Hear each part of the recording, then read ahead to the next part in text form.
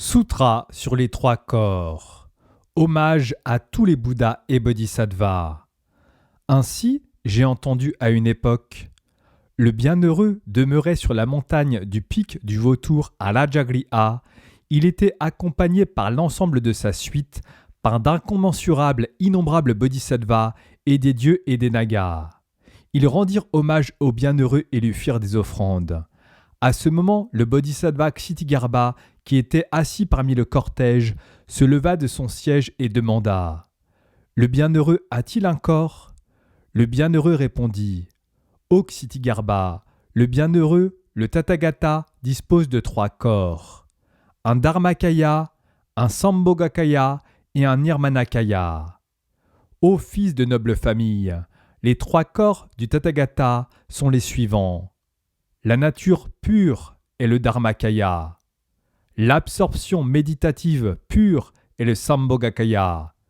Et la conduite pure est le Nirmanakaya de tous les Bouddhas. Ô fils de famille noble, le Dharmakaya du Tathagata consiste en le fait qu'il n'a pas de nature, tout comme le ciel. Son Sambhogakaya consiste en le fait qu'il émerge tout comme un nuage. Son Nirmanakaya consiste en l'activité de tous les Bouddhas, le fait qu'il absorbe tout comme la pluie. Le bodhisattva Kshitigarbha ensuite demanda au bienheureux « Comment devrait-on voir cette explication sur les 3 corps du bienheureux ?»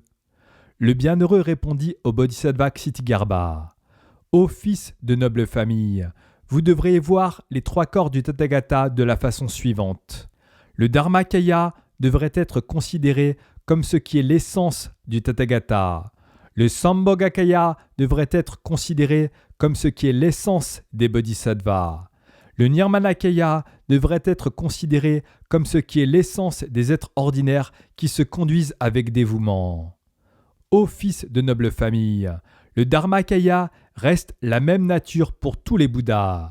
Le Sambhogakaya reste la même absorption méditative pour tous les Bouddhas. Le Nirmanakaya reste la même activité éveillée pour tous les Bouddhas.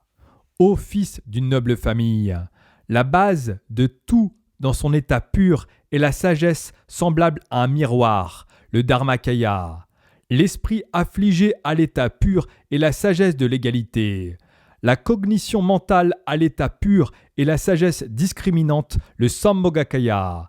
Les 5 cognitions des sens à l'état pur sont la sagesse toute accomplissante, le Nirmanakaya.